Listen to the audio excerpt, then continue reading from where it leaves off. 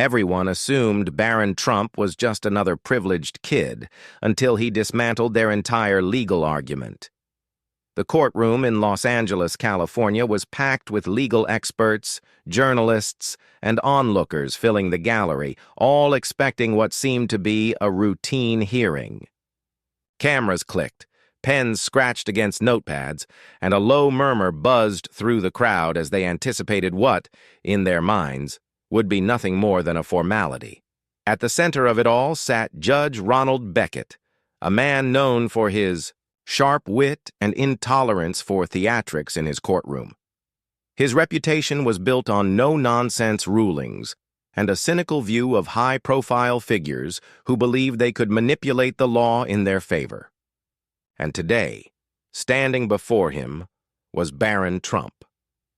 The judge leaned back in his chair, tapping his gavel against the desk with deliberate slowness, his eyes studying the young man, barely 18, dressed in a tailored suit that looked just a little too crisp, a little too perfect, as if he were playing dress-up. Beckett sighed, adjusting his glasses. "Mr. Trump," he began, his tone dry, almost amused. "I have to say, this is a first for me. An 18-year-old standing before me, expecting to argue a case. Now, I understand your last name opens doors, but the courtroom isn't one of them." A ripple of laughter moved through the spectators. Even some attorneys smirked, exchanging knowing glances. But Barron didn't react. He stood still, hands folded in front of him, eyes locked on the judge. No fidgeting, no awkward shuffling, no nervous glances toward his counsel. Just silent, unwavering attention. Judge Beckett raised an eyebrow. "Nothing to say? No speech prepared? I expected at least a half-hearted attempt at proving why you belong here." More chuckles from the gallery. Someone muttered, "He's out. Of his league." Finally, Barron spoke. His voice wasn't loud, but it was steady. "I wasn't aware the purpose of this court was entertainment, Your Honor." The laughter died instantly. A few heads turned, eyebrows raised. The judge's smirk flickered, barely noticeable, but it was there. "Well," Beckett mused, flipping through the case file in front of him, "let's hope you can back up that confidence with something other than your last name." The tension in the room shifted. It was subtle, but it was there. The expectation had been simple.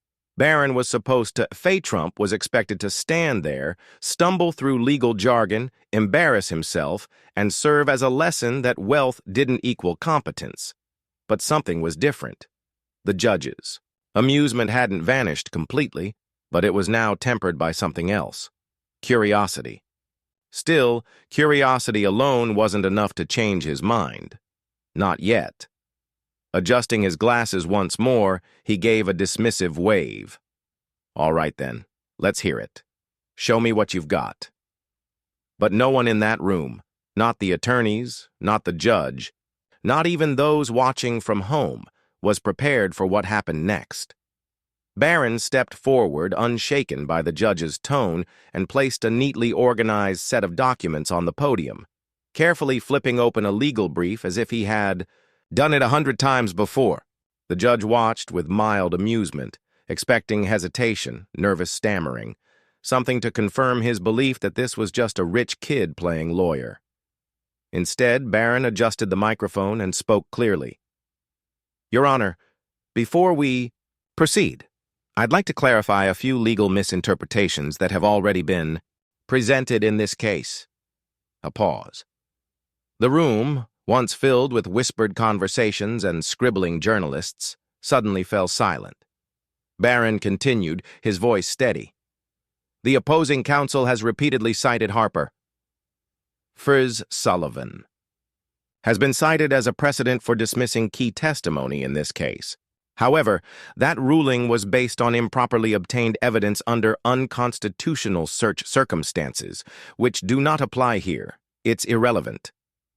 A flicker of movement on the other side of the courtroom caught attention. The lead attorney, from the opposing counsel, a seasoned litigator in his 50s, shifted in his seat and quickly scanned his notes. The judge raised an eyebrow. "Is that so?" Barron nodded, flipping a page in his brief. Yes, Your Honor. In fact, if we're discussing admissibility, Foster v. Crane would be the more appropriate precedent, given that it directly addresses testimonial credibility under conditions of indirect coercion, something far more relevant to the argument being made today. A low murmur spread through the courtroom as some of the legal experts in the gallery exchanged looks. This wasn't rehearsed bravado. This wasn't just throwing around legal terms to sound impressive. This was precision. Judge Beckett leaned forward slightly, studying Barron with a new level of interest. The smirk he had worn earlier was gone. But the opposing attorney wasn't ready to let an 18-year-old rattle him. He stood, adjusting his tie. Your Honor, with all due respect, we're not here for a law school debate. The argument remains that Barron didn't let him finish. If you're dismissing precedent because it's inconvenient, that speaks to the weakness of your case, not mine. The courtroom fell into stunned silence. The opposing attorney hesitated for a fraction of a second, and in that brief moment, the balance in the room shifted. Judge Beckett turned to the attorney. Would you like to respond to that? A long pause. Then, through clenched teeth, I'll address it in my argument, Your Honor. It was a retreat, plain and simple. The judge knew it, the attorneys knew it, and the journalists definitely knew it. And Barron? He simply adjusted his papers, waiting for what came next. Judge Beckett tapped his pen on the desk. For the first time, he didn't sound condescending. Continue, Mr. Trump. But now, it wasn't just about continuing. It was about proving that first moment wasn't a fluke. Beckett had seen his fair share of self-assured litigators, seasoned professionals who walked into his courtroom thinking confidence alone could outmaneuver him. But an 18-year-old? That was new. He shifted in his chair, watching Barron carefully. The usual arrogance he expected from someone with his last name wasn't there. No smugness, no over-explaining. Just direct, precise arguments delivered without hesitation. The opposing attorney took a deep breath, flipping through his notes. With a forced calm, he needed to regain control. Your Honor, while Mr. Trump's reference to Foster v. Crane is impressive, it doesn't hold weight in this context. That case was about testimonial coercion, not the chain of evidence. Barron didn't miss a beat. Actually, counsel is mistaken. The ruling in Foster didn't just address coercion. It specifically reinforced that testimony remains admissible if the primary conditions of influence do not exist. He lifted a page from his documents, holding it up for emphasis. Which is exactly why the witness in our case remains legally protected. The judge's eyebrows lifted a fraction as he glanced at the opposing attorney, waiting for a response. But there wasn't one. A ripple of murmurs passed through the gallery. One of the reporters up front furiously typed on his laptop while a legal analyst leaned over to whisper something to her colleague. Barron continued. The idea that testimony should be discarded simply because it presents an inconvenience to the opposing side is not just legally incorrect, it's dangerous. If we start applying precedent selectively, we undermine the foundation of due process. The room was silent. Then, the judge let out a breath. It wasn't quite a sigh, not quite a chuckle, just a sound of realization. He sat back. Judge Beckett sat back in his chair and folded his hands. Well, Mr. Trump, I have to admit, I wasn't expecting that. A subtle shift in the room. Some of the attorneys exchanged knowing glances. This was no longer just a judge testing an inexperienced kid. Barron had his full attention now. But the opposing counsel wasn't ready to surrender. He stepped forward again, his voice sharper. Your Honor, we're getting sidetracked here. We're still dealing with... Barron, calm as ever, tilted his head slightly. If the law is inconvenient for your argument, that's not my fault. A single chuckle escaped from the gallery before someone quickly stifled it. The opposing attorney clenched his jaw, flipping through his notes again, searching for a counterpoint. But the damage was done. He had already been forced onto the defensive. Judge Beckett exhaled through his nose, his expression unreadable. "All right, Mr. Trump, keep going." But now everyone in that courtroom was waiting for Barron's next move. And no one, not even the judge, was prepared for what he had in store. The courtroom wasn't just watching Barron Trump anymore, they were studying him.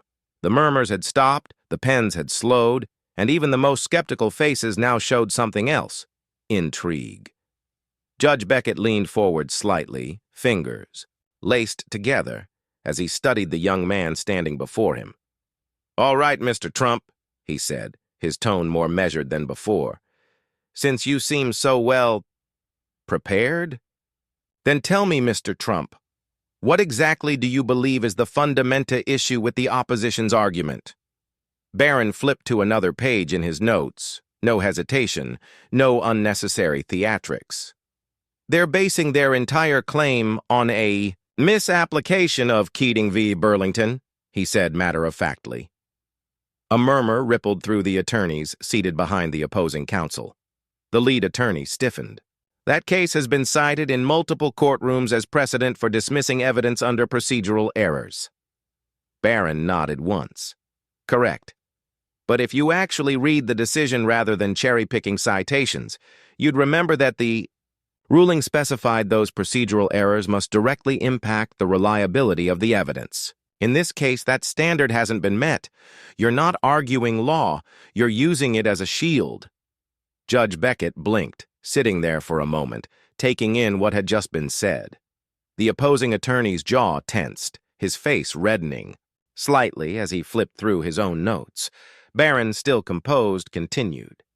"If this court were to entertain that argument, it would create a dangerous loophole, one where procedural technicalities outweigh substantive justice. That's not how precedent works, and I'm sure the court is aware of that." Silence. Faye. Opposing attorney inhaled sharply, then exhaled, closing his folder as though he had already lost the fight. He realized he'd lost this particular exchange. Judge Beckett drummed his fingers on the bench, nodding slowly. "That's an interesting perspective," he said, exhaling through his nose before pausing. Then, after a moment, he spoke again. "So, Mr. Trump, let me ask you, if we apply your interpretation, what do you believe the court should do next?" The entire room held its breath. Barron didn't miss a beat. He placed his hands on the podium and met the judge's gaze head-on. "Rule in favor of the testimony's admissibility. Anything less would be a deviation from the established legal framework." The judge studied. His expression unreadable. For the first time, Barron had done more than defend his position. He had taken control of the conversation. But there was still one final moment that would leave the courtroom in stunned silence. The opposing attorney opened his mouth as if to counter, but nothing came out. He glanced down at his notes, flipping a page, then another. There was nothing there that could refute what had just been said. Judge Beckett let the silence stretch, the weight of the moment settling over the room like a heavy curtain. Even the journalists, some of whom had arrived expecting a very different story, weren't scribbling anymore. They were just watching. Finally, the judge cleared his throat. "Mr. Trump, do you realize what you've just done?" Barron met his gaze, his expression as steady as ever. It had been clear from the beginning. "I presented the only legally consistent conclusion, Your Honor," Barron stated firmly. Judge Beckett exhaled through his nose, a sound that wasn't quite amusement, but wasn't dismissal either. He turned toward the opposing counsel. "Counselor, do you have anything to say in response?" The attorney stood rigid, his jaw locked. He knew the truth, just as everyone else in the room did. Barron had just dismantled the foundation of their argument piece by piece. Any attempt to salvage it would only make them look weaker. After a long pause, the attorney finally spoke. "No further objections, Your Honor." A murmur spread through the gallery. Barron Trump, the 18-year-old they had laughed at just moments Ago had just forced a seasoned legal team into retreat. The judge tapped his gavel twice. In that case, the testimony remains admissible. And just like that, the tension that had been building all afternoon broke. Gasps, exchanged whispers, and the unmistakable sound of a reporter muttering, "Unbelievable." Barron exhaled slowly, but not in relief. He had known from the start that this was how it would end. Judge Beckett studied him for a long moment. The skepticism from earlier was gone. What replaced it was something else entirely. It was something different. Respect, perhaps, but also realization. This wasn't just a well-rehearsed performance. This was a young man who had come prepared, who had faced down the condescension of a courtroom that expected him to fail and had left them speechless instead. But the judge wasn't finished yet. Judge Beckett sat back in his chair, tapping his pen against the desk. The courtroom was still. No one dared to speak, waiting for the next move. Finally, he let out a slow breath, eyes never leaving Barron. "Well, Mr. Trump, I must admit, I misjudged you." A few murmurs broke through the silence, but the judge raised a hand, silencing them. His expression was unreadable, but his tone had shifted. The amusement from earlier had disappeared. "I've been on this bench for a long time," he continued, his voice steady, "and I've seen a lot of people walk through those doors thinking they could outsmart the law. Most of them fail." The gallery leaned in, waiting. "But you," Beckett said, tapping a finger on the desk, "you didn't rely on theatrics. You didn't stall. You didn't throw around legal jargon just to sound smart. You knew exactly what you were doing." Barron remained composed, but something in his posture shifted just slightly. He hadn't expected the compliment. The judge tilted his head. "Tell me something, son. How long have you been studying law?" Barron didn't hesitate. "For years, Your Honor." Beckett raised an eyebrow. "And yet you're not even officially a lawyer." In law school, a brief silence settled over the room before Barron replied with quiet certainty, "Not yet." The judge exhaled sharply through his nose, shaking his head. "I'll tell you this, if I had attorneys in my courtroom with half your level of preparation, my job would be a lot easier." The opposing counsel sat stiffly, arms crossed with no argument left to make. Judge Beckett straightened in his seat and adjusted his glasses. "The testimony remains admissible. That ruling is final."